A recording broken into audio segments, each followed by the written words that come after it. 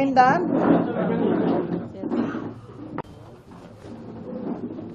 ఏంటి రెండేసారా నాకు?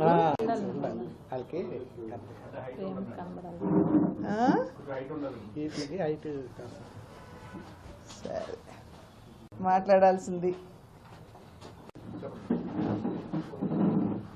మొన్న మనకి కంప్లీట్ ఏవైతే నేను ఇందాక మాట అన్నాండి, క్షేత్రస్థాయిలో ఉన్నటువంటి విషయాలు ముఖ్యమంత్రి గారి దృష్టికి తీసుకువెళ్ళడం అనేది ఒక మిత్రపక్షంగా మా బాధ్యత, మేము అది నిర్వర్తిస్తున్నాం. Okay, thank you. వాజ్పేయి గారి శత జయంతి అండి. ఇందాక ఒక విలేకరి అడుగుతున్నారు గోకవరంలో జాయినింగ్స్ గురించి. పెద్ద ఎత్తున వాజ్పేయి గారి జన్మదినం రోజున ఇది జరగటం అనేది నిజంగా ఇది మేము అందరం కూడా ఆనందించి స్వాగతిస్తున్నటువంటి విషయం. వాజ్పేయి గారు ఏ విధంగా సుపరిపాలన దేశానికి అందించారో మనందరికీ తెలుసు.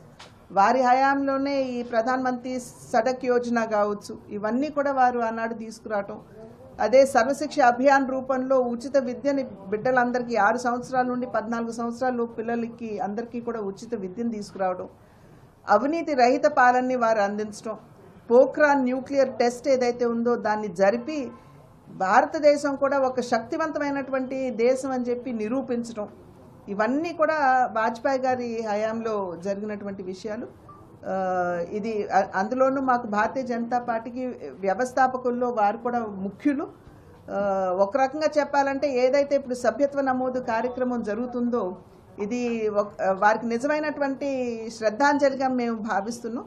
ఎందుకంటే వారి కళ ఏదైతే ఉందో ప్రతి బూత్లో భారత్ మాతాకి జై అని నినదించేటువంటి కార్యకర్త ఉండాలి అనేటువంటి భావన ఆలోచన వారికి ఏదైతే ఉందో దాన్ని నిజం చేస్తూ ఇవాళ కార్యకర్తలందరూ కూడా శ్రమిస్తున్నటువంటి నేపథ్యం.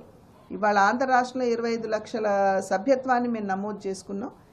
ఇందాక చెప్పినట్లుగా సంస్థాగతపరమైనటువంటి అంశాల మీద దృష్టి పెడుతూ ఎలక్షన్కి ప్రజాస్వామ్యబద్ధంగా పార్టీలో ఎన్నికలు నిర్వహించుకుని మేము సంస్థాగతంగా కూడా ఆర్గనైజేషన్ పటిష్టపరుచుకుంటాం.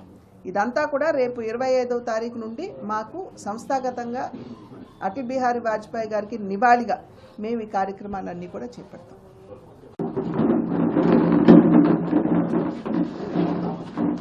ఆ తర్వాత దాన్ని పార్టీకి అదే ప్రభుత్వానికి అందించిన తర్వాత దానికి సంబంధించినటువంటి విధి విధానాలు అన్నీ కూడా రూపకల్పన చేయటం జరుగుతుంది. సో ఆ ప్రక్రియ అయితే ఇప్పుడు స్టార్ట్ అయిపోయింది. ఆల్రెడీ మొన్న అనౌన్స్ చేశారు.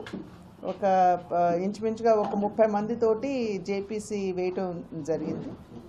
అదేవిధంగా మొన్న బాబాసాహెబ్ అంబేద్కర్ గారి మీద భారతీయ జనతా పార్టీ అగౌరవపరిచింది అనేటువంటి ఒక అంశాన్ని తీసుకుని పార్లమెంట్లో ఏ రకమైనటువంటి బిజినెస్ కూడా కానివ్వకుండా ప్రతిపక్షం అడ్డుపట్టడం జరిగింది.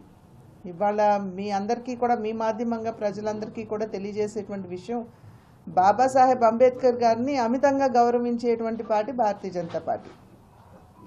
అనేక సందర్భాల్లో నరేంద్ర మోడీ గారు కూడా చెప్పారు, నేను ఈ స్థాయికి ఎదగగలిగాను అని అంటే అది బాబాసాహెబ్ అంబేద్కర్ గారు పెట్టినటువంటి రిజర్వేషన్ల వల్లనే నేను ఇవాళ ఈ స్థాయికి ఎదగగలిగానని చెప్పి వారు కూడా స్వయంగా చెప్పడం జరిగింది.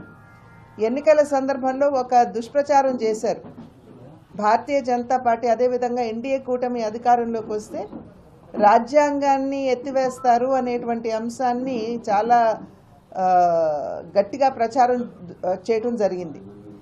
వాళ్ళు మనం చూసినట్లయితే రాజ్యాంగాన్ని మార్చే అధికారం ఏ ఒక్క పార్టీకో ఒక్క వ్యక్తికో లేదు. పార్లమెంట్లో అందరూ ఒప్పుకున్న తర్వాతే ఏదైనా అమెండ్మెంట్స్ చేయాలన్నా ఏదైనా కానీ మనం చేసుకోవచ్చు. నిజంగా చూడాలంటే రాజ్యాంగానికి 106 అమెండ్మెంట్స్ జరిగాయి, అంటే మార్పులు చేర్పులు జరిగాయి. చాలా వరకు కూడా యూపీఏ ప్రతిపక్ష పార్టీ అధికారంలో ఉన్నటువంటి సందర్భంలోనే అనేక సందర్భాలు దగ్గర 90 పైచిలుకు సార్లు వారు అధికారంలో ఉన్నప్పుడే రాజ్యాంగానికి మార్పులు చేయటం జరిగింది. వారు చేసినటువంటి మార్పులు కనుక మనం చూసినట్లయితే ఎమర్జెన్సీని ప్రవేశపెట్టడానికి లేదా ప్రజాస్వామ్యంగా ఎన్నుకోబడినటువంటి ప్రభుత్వాన్ని కూల్చడానికి ఆ రకమైనటువంటి అంశాలు తీసుకుని, అంటే స్వలాభం ఉన్నది అని అనుకుంటేనే రాజ్యాంగ సవరణ చేయడం జరిగింది. కానీ భారతీయ జనతా పార్టీ అధికారంలో ఉన్నన్ని పర్యాయాలు ఏవైతే అమెండ్మెంట్స్ జరిగాయో వాటి మీద కనుక ఒక్కసారి మనం దృష్టి కేంద్రీకరించినట్లయితే బీసీ కమిషన్కి నిన్న మొన్నటి వరకు రాజ్యాంగ హోదా లేదు, కానీ ఇవాళ దానికి కాన్స్టిట్యూషనల్ లీగాలిటీ ఇవాళ ఎన్డీఏ కూటమి కల్పించింది. అదేవిధంగా నిన్న మొన్న ప్రవేశపెట్టినటువంటి నారీ శక్తి వందన్ అధినియం అంటే 33% రిజర్వేషన్లు మహిళలకి కల్పిస్తూ ఏదైతే ఉందో అమెండ్మెంట్స్ చేయటం జరిగింది.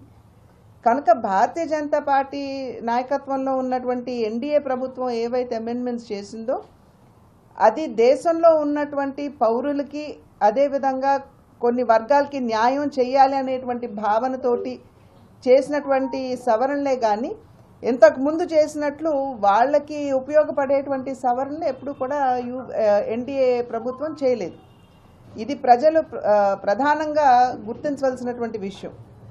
కనుక ఇవాళ ఎన్డీఏ భారతీయ జనతా పార్టీ నాయకత్వంలో ఉన్న ఎన్డీఏ ప్రభుత్వం రాజ్యాంగాన్ని మార్చి వేస్తుంది అనేటువంటి తర్కం ఏదైతే వారు తీసుకొస్తున్నారో ఇది సంపూర్ణంగా నిరాధారమైంది. అటువంటి ఆలోచన అసలు ఎన్డీఏ ప్రభుత్వానికి లేదు, భారతీయ జనతా పార్టీకి అంతకన్నా లేదు అని చెప్పి తెలియజేస్తున్నారు. అదేవిధంగా బాబాసాహెబ్ అంబేద్కర్ గారిని అమితంగా గౌరవించే పార్టీ భారతీయ జనతా పార్టీ అని నేను ఇందాక చెప్పాను.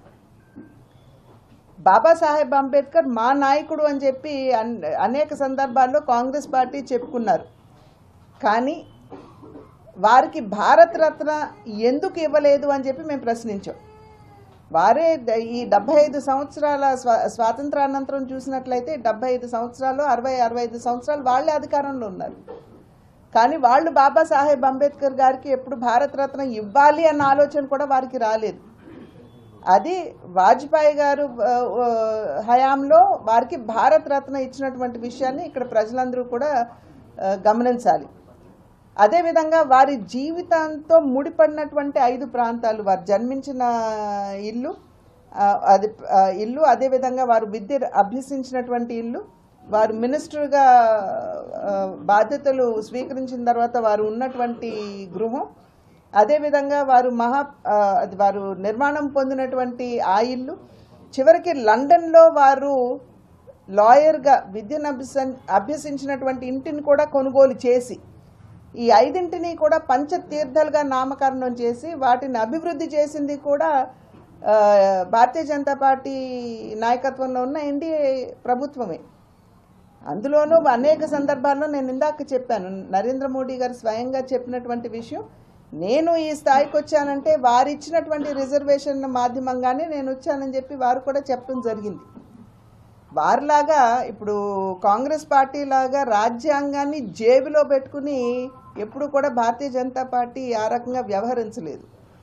రాజ్యాంగాన్ని ఎప్పుడు శిరస్సు వంచి రాజ్యాంగానికి నమస్కరించిన తర్వాతే ముందుకు వెళ్ళినటువంటి పార్టీ భారతీయ జనతా పార్టీ. కనుక రాజ్యాంగాన్ని కానీ అదేవిధంగా బాబాసాహెబ్ అంబేద్కర్ గారిని అగౌరవపరచడం అనేది భారతీయ జనతా పార్టీ ఎప్పుడు చేయదు. మరి మీరు చరిత్ర కనుక తిరిగి చూసుకున్నట్లయితే బాబాసాహెబ్ అంబేద్కర్ గారిని ఘోరాతి ఘోరంగా అవమానపరిచింది ఎవరు అని కూడా మనం ఇక్కడ ఒక్కసారి స్మరించుకోవాలి, గుర్తు తెచ్చుకోవాలి. బాబాసాహెబ్ అంబేద్కర్ గారిని 2 పర్యాయాలు వారు ఎలక్షన్స్లో కంటెస్ట్ చేసినా కూడా వారికి అపోజిషన్ క్యాండిడేట్ని నిలబెట్టి కావాలని బాబాసాహెబ్ అంబేద్కర్ గారిని ఓడించినటువంటి చరిత్ర కాంగ్రెస్ పార్టీకి ఉన్నది. వారు హిందూ కోడ్ బిల్ ఎప్పుడైతే ప్రవేశపెట్టాలి అని చెప్పారో ముందు నెహ్రూ గారు ఒప్పుకున్నా ఆ తర్వాత దాన్ని ప్రవేశపెట్టకుండా దాటేశారు. ప్రశ్నిస్తే వారు ఒప్పుకోలేదు. నెహ్రూ గారు పెట్టాలి అని చెప్పారో ముందు నెహ్రూ గారు ఒప్పుకున్నా ఆ తర్వాత దాన్ని ప్రవేశపెట్టకుండా దాటేశారు. ప్రశ్నిస్తే వారు ఒప్పుకోలేదు. నెహ్రూ గారు ఒప్పుకోకపోయినప్పుడు దాన్ని వెంటనే బాబాసాహెబ్ అంబేద్కర్ గారు తన రాజీనామా ఇచ్చి వారు రిజైన్ చేసేశారు పార్లమెంట్ నుండి. ఆ తర్వాత వచ్చినటువంటి ఎన్నికల్లో నేను చెప్పినటువంటి ఆ 2 ఎన్నికల్లో కూడా బాబాసాహెబ్ అంబేద్కర్ గారిని కాంగ్రెస్ పార్టీ గెలవనివ్వలేదు, వారిని పార్లమెంట్లోకి రానివ్వలేదు. అదేవిధంగా వారు రాజీనామా చేసిన అనంతరం వారు నేను ప్రసంగించి పార్లమెంట్ నుండి బయటకు వెళ్తానంటే కూడా వారికి ప్రసంగించకుండా అడ్డుకున్నటువంటి పార్టీ కాంగ్రెస్ పార్టీ. కనుక అన్ని విధాలా కూడా బాబాసాహెబ్ అంబేద్కర్ గారిని అవమానపరిచారు. వారు ఒక రకంగా చెప్పాలంటే మానసికంగా చాలా బాబాసాహెబ్ అంబేద్కర్ గారు కుంగిపోయినటువంటి విషయం కూడా మనం ఇక్కడ గమనించాలి. కానీ బాబాసాహెబ్ అంబేద్కర్ గారు ఏదైతే వారు విశ్వసించారు, బడుగు బలహీన వర్గాల వారికి అన్ని విధాలా మనం సంక్షేమాన్ని అందించాలి, వారికి కొంచెం అన్ని విధాలా కూడా అండదండగా నిలబడాలి అనేటువంటి ఆలోచన కావచ్చు. అదేవిధంగా మహిళలకి ఇప్పుడు హిందూ కోడ్ బిల్లో వారు కామన్ సివిల్ కోడ్ గురించి మాట్లాడారు. దాన్ని కూడా భారతీయ జనతా పార్టీ గౌరవించి వాళ్ళ యూనిఫామ్ సివిల్ కోడ్ పట్ల దృష్టి కేంద్రీకరించడం జరిగింది. ఇవన్నీ కూడా భారతీయ జనతా పార్టీ బాబాసాహెబ్ అంబేద్కర్ గారి పట్ల ఉన్నటువంటి గౌరవానికి సూచిక అని చెప్పి నిదర్శనం అని చెప్పి మీ అందరికీ కూడా నేను తెలియజేస్తున్నటువంటి విషయం. మొన్ననే ఒక సోషల్ మీడియాలో ఒక పోస్ట్ కూడా వైరల్ అయింది.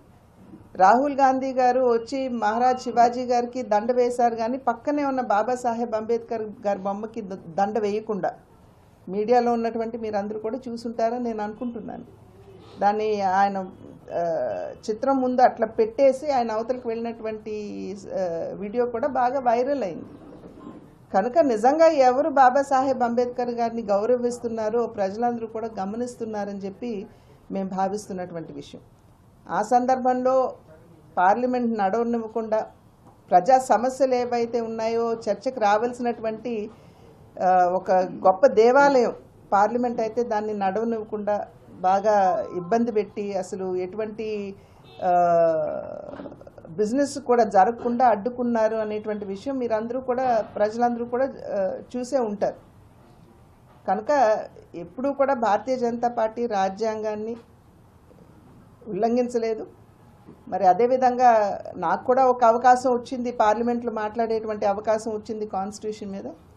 మాట్లాడుతున్నటువంటి సందర్భంలో ఆర్టికల్ 356 ఏదైతే ఉందో అంటే ఇది సంపూర్ణంగా అది అసలు మన స్వాతంత్రానికి ముందు మన స్వాతంత్ర సమరయోధులందరూ కూడా ఆర్టికల్ 356ని గట్టిగా వ్యతిరేకించారు. ఎందుకంటే ప్రజాస్వామ్యంగా ఎన్నుకోబడినటువంటి ప్రభుత్వాన్ని రద్దు చేసేటువంటి ఆర్టికల్ ఏదైతే ఉందో అది ఆర్టికల్ 356.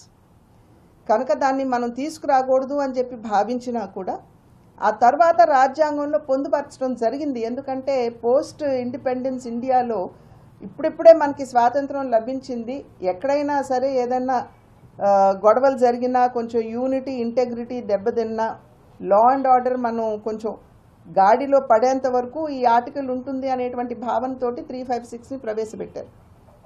కానీ మనం చూసినట్లయితే 134 సార్లు ప్రజాస్వామికంగా ఎన్నుకోబడినటువంటి ప్రభుత్వాలు రద్దయితే దగ్గర 100 సార్లు కాంగ్రెస్ పార్టీ అధికారంలో ఉన్నప్పుడే రద్దు చేయబడ్డాయి. దాంట్లో మా తండ్రి గారు అప్పుడు ఎన్నుకోబడినటువంటి సందర్భంలో కూడా మనందరికీ తెలుసు, వారు ఓపెన్ హార్ట్ సర్జరీకి యుఎస్ఏకి వెళ్ళినటువంటి నేపథ్యంలో అప్రజాస్వామ్యంగా వారి ప్రభుత్వాన్ని కూడా రద్దు చేశారు. అయితే ఆంధ్ర ప్రజల యొక్క ప్రేమ అభిమానం ఏ రకంగా వారందరూ కూడా రామారావు గారికి వెన్నంటి ఉండి వారికి ఏ విధంగా వారి గళాన్ని విప్పారు మనం అందరం కూడా చూసాము. ఆ నేపథ్యంలో మళ్ళీ తిరిగి వారిని రీఇన్స్టేట్ చేయవలసినటువంటి ఒక ప్రెషరు కాంగ్రెస్ ప్రభుత్వం మీద ఏర్పడింది. అప్పట్లో ఇందిరాగాంధీ గారు ప్రధానిగా ఉన్నటువంటి సందర్భం. కనుక దాన్ని కూడా ఏ విధంగా అప్రజాస్వామికంగా వాడుకున్నారో మనందరికీ తెలుసు, చరిత్ర దీనికి సాక్ష్యం. కనుక ఎప్పుడు కూడా భారతీయ జనతా పార్టీ రాజ్యాంగాన్ని ఉల్లంఘించడం కానీ, రాజ్యాంగాన్ని మార్చాలి అనేటువంటి భావన కానీ ఎప్పుడు కూడా భారతీయ జనతా పార్టీకి లేదు. బాబాసాహెబ్ అంబేద్కర్ గారి పట్ల అమితమైనటువంటి గౌరవం మాకుంది. దీన్ని పక్కదోవ పట్టించడానికి ఇప్పుడు ఏవైతే ప్రతిపక్ష పార్టీలు ఉన్నాయో వారందరూ కూడా ఏదైతే నడుం బిగించి ఉన్నారో వాటిని ప్రజలు ఖచ్చితంగా తిప్పికొడతారని చెప్పి మేము భావిస్తున్నాం. మేము ఇప్పుడు ఉన్నటువంటి కూటమిలో మేము కూడా భాగస్వాములుగా ఉన్నాం. అండ్ ఎప్పటికప్పుడు క్షేత్రస్థాయిలో ఉన్నటువంటి పరిస్థితులు ప్రభుత్వం దృష్టికి తీసుకువెళ్ళవలసినటువంటి బాధ్యత మిత్రపక్షంగా మా మీద కూడా ఉన్నది. కనుక ఎప్పటికప్పుడు క్షేత్ర స్థాయిలో ఉన్నటువంటి ఇష్యూస్ మేము ముఖ్యమంత్రి గారి దృష్టికి మేము తీసుకువెళ్తున్నాం పార్టీ పరంగా. అదేవిధంగా అధికారుల విషయం అంటారా, ఏకతాటిన ఒకేసారి కాదు కదండి, ఎప్పటికప్పుడు సమీక్షించుకుంటూ ఎక్కడ మార్పులు చేర్పులు చేయాలో ప్రభుత్వానికి తెలుసు, ముఖ్యమంత్రి గారికి తెలుసు, వారు ఖచ్చితంగా చేస్తారు. మొదటి నుండి కూడా భారతీయ జనతా పార్టీ చెప్తున్నటువంటి విషయమే 1 నేషన్ 1 ఎలక్షన్ అనేది. దానికి సంబంధించి ప్రవేశపెట్టాం. మొన్న జమిలీ ఎన్నికలకు సంబంధించినటువంటి బిల్లు లోక్సభలో ప్రవేశపెట్టడం జరిగింది.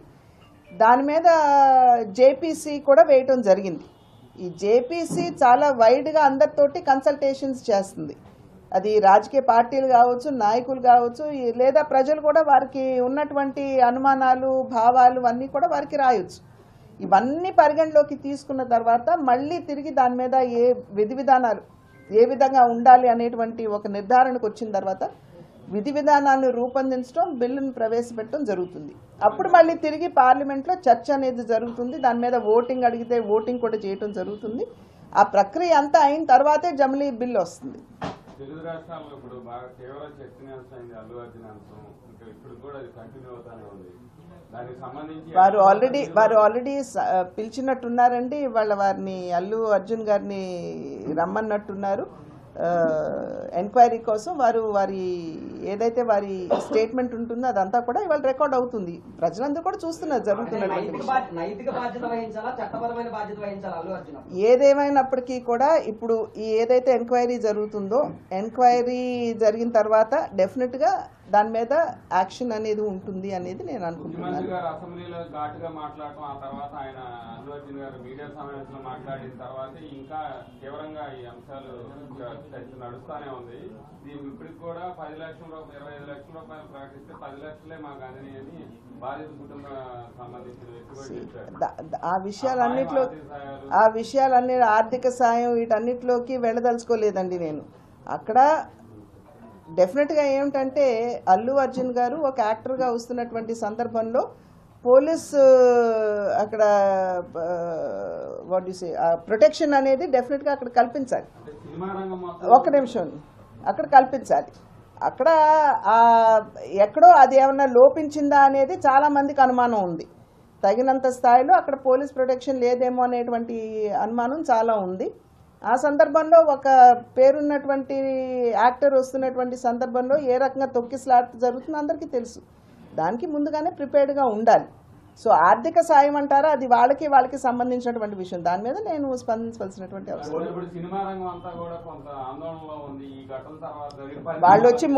వాళ్ళు ముఖ్యమంత్రి గారిని కలవాలని అనుకుంటున్నారు. వాళ్ళు చర్చించుకుంటారు. ప్రజల ఎమోషన్స్ ఎలా ఉన్నాయంటే ఇప్పుడు ఉమ్మడి నాయకుల మీద వేధింపులు చేసిన పెద్దిరెడ్డి రామచంద్ర మందకొడి గారు స్టేషన్కి సంబంధించి వాళ్ళు ముందు వెస్ట్ సైడ్ డెవలప్మెంట్ అని అనుకున్నారు. మనం గట్టిగా వాళ్ళతో పట్టుబట్టి సిటీ అంతా కూడా మనకి ఈస్ట్ వైపు నుండి మనకి డెవలప్మెంట్ ఈస్ట్ వైపు కావాలంటే డిజైన్స్ మార్చి రీడిజైనింగ్ చేయాల్సి వచ్చింది. ఆ రీడిజైన్ చేసినటువంటి సందర్భంలో ఇంకొంత వ్యయం పెరిగేటువంటి అవకాశం ఉంది. అంటే మనకి ఏదైతే అనుమతులు ఉన్నాయో దానికంటే ఆ రీడిజైన్ చేసినటువంటి సందర్భంలో ఇంకొంత వ్యయం పెరిగేటువంటి అవకాశం ఉంది. అంటే మనకి ఏదైతే అనుమతులు ఉన్నాయో దానికంటే కూడా అధిగమించి ఇప్పుడు వ్యయం పెరిగేటువంటి అవకాశం ఉంది. రైల్వే బోర్డుకు ఆల్రెడీ ఇవన్నీ కూడా వెళ్ళాయి. రైల్వే బోర్డులో చర్చించిన తర్వాత వన్స్ దే అప్రూవ్ వెంటనే అది ఆచరణలో పెడతారు. నేను ఆల్రెడీ రైల్వే బోర్డు తోటి అశ్విని వైష్ణవ్ గారితో కూడా మాట్లాడటం జరిగింది. అదేవిధంగా కొవ్వూరు నిడదవోలు ట్రైన్లకు సంబంధించి కూడా స్టాపేజ్ ఏదైతే ఉందో కోవిడ్కి ముందు ఉన్నటువంటి ట్రైన్లు ఆపేశారు. వాటికి సంబంధించి కూడా నేను ఇప్పటికీ 2 సార్లు అశ్విని వైష్ణవ్ గారిని కలిశాను. మళ్ళీ రేపు 30ని వెళ్తున్నాను. వారిని అడిగాను సమయం, మళ్ళీ ఒకసారి 1-to-1 మాట్లాడటానికి. సో ఇవన్నీ కూడా మేము ఎప్పటికప్పుడు మేము టేకప్ చేస్తాం.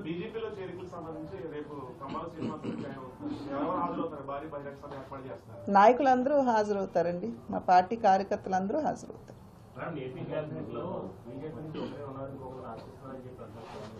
ఎవరు చెప్పారు? మార్పులు చేర్పులు జరిగినప్పుడు ముఖ్యమంత్రి గారితో చర్చించుకున్నాం. ఇది 3 పార్టీల మధ్యన జరిగేటువంటి చర్చ కదండి. ఆ సమయం వచ్చినప్పుడు మూడు పార్టీలు చర్చించుకుంటాయి. ఏ విధంగా సత్యకుమార్ గారిని మంత్రి గారు చేసేటప్పుడు మాతో చర్చించారు, అదే విధంగా ఈసారి కూడా చర్చలు జరుగుతాయి. రాజమండ్రిలో పురంధరేశ్వరి గారి గెలుపు కోసం కష్టపడ్డ చాలా మంది నాయకులకి ఫలితం దక్కలేదని ఒక చర్చ నడుస్తుంది. ఏం ఫలితం దక్కాలి? డైరెక్టర్ విషయంలో కావచ్చు, లేదంటే చూడండి, పొత్తులో ఉన్నటువంటి సందర్భంలో there is a sharing pattern ఉంది. ఆ షేరింగ్ ప్యాటర్న్కి అనుగుణంగానే ఇచ్చారు. నేను ఒక్క రాజమండ్రి కాదు కదండి, పార్టీ అధ్యక్షురాలుగా నేను రాష్ట్రం అంతా కూడా నేను పరిగణలోకి తీసుకోవాలి. అది మా కార్యకర్తలకు బాగా తెలుసండి, మా కార్యకర్తలకు బాగా తెలుసు ఆ విషయం.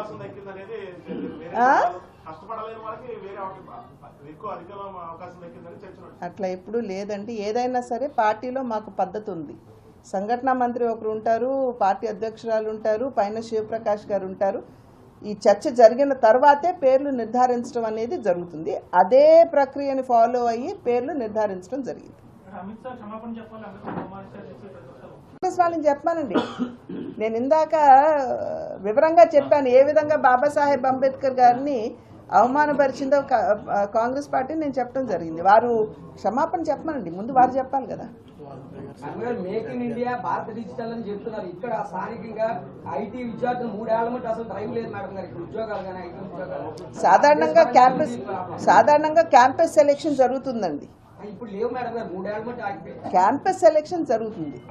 ఇది ఎవరో బయట నుండి గబగబా వచ్చి చేసేది కదా. సాధారణంగా మేనేజ్మెంట్ వాళ్ళు కంపెనీస్తో ఉన్నటువంటి ఒప్పందం ప్రకారం ఆ కంపెనీస్ వచ్చి ఎక్కడ క్యాంపస్ సెలెక్షన్ అనేది జరుగుతుంది. బట్ డెఫినెట్గా ఏంటంటే ఎంప్లాయ్మెంట్ జనరేషన్కి రాజమండ్రిలో ఏమి చెయ్యాలి అనేటువంటి విషయంపై పార్టీ దృష్టి పెట్టడం జరిగింది.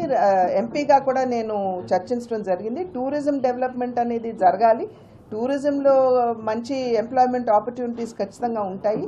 ఆ విధంగా ఇక్కడ ఉన్నటువంటి కలెక్టర్ గారితో, ఎమ్మెల్యేలతోటి, మా పార్టీకి చెందినటువంటి నాయకులతో కూడా చర్చిస్తున్నాం. ఎమ్మెల్యేగా గుత్తి చౌదరి గారు అసెంబ్లీలో మాట్లాడుతూ గోదావరి జిల్లాలకి కేంద్రంగా ఉన్న రాజమండ్రిలో ప్రతిష్టాత్మక విద్యా సంస్థలు కేంద్రమే కావచ్చు, రాష్ట్రంగా ఒకటంటే ఒకటి కూడా లేదు, దాని మీద దృష్టి పెట్టనున్నారు. తమరు కూడా ఏమన్నా తీసుకెళ్లే అవకాశం ఉందా? అంటే ఇక్కడ ఉన్నటువంటి అవకాశాలను బట్టి అడగాలండి, ఏదైతే ఇక్కడ ఉపయోగపడుతుందో అడగాలి. ఇప్పుడు రాష్ట్ర విభజన జరిగినప్పుడు ఎవరన్నా ఊహించారా అండి ఒకేసారి ఇన్ని నేషనల్ ఇన్స్టిట్యూషన్స్ వస్తాయని ఎవరిని ఊహించారా? IIT, IIM, NIT, IISER, NISER, customs and excise సంబంధించినటువంటిది ఇలా ఎన్ని ఇన్స్టిట్యూషన్స్ తీసుకొచ్చాం.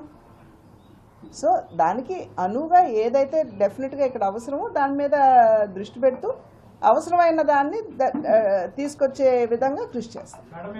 పార్లమెంట్ సమావేశాల్లో కూడా హృదయ పథకం కోసం మాట్లాడారు కదా, రాజమండ్రి హృదయ పథకంలో చేర్చాలి, అయ్యే అవకాశం ఫాలో అప్ చేయాలండి, డెఫినెట్గా ఫాలో అప్ చేస్తాను. అదేవిధంగా మనకి ఎర్ర కాలువకు సంబంధించి కూడా దాని ఆధునీకరణ గురించి కూడా నేను రేజ్ చేయడం జరిగింది. కలెక్టర్ గారిని కూడా, మన ప్రశాంతి గారిని కూడా నేను అడిగాను, దానికి సంబంధించినటువంటి డీటెయిల్డ్ రిపోర్ట్ అంటే ఆ డిపిఆర్ నాకు ఇచ్చినట్లయితే నేను అక్కడ పర్సూ చేసుకుంటానని. ఎందుకంటే డిపిఆర్ లేకుండా నేను అక్కడ పర్సూ చేయలేను కనుక వారు కూడా, ప్రశాంతి గారు కూడా నేను తప్పకుండా నేను డిపిఆర్ ఇస్తాను అని చెప్పారు.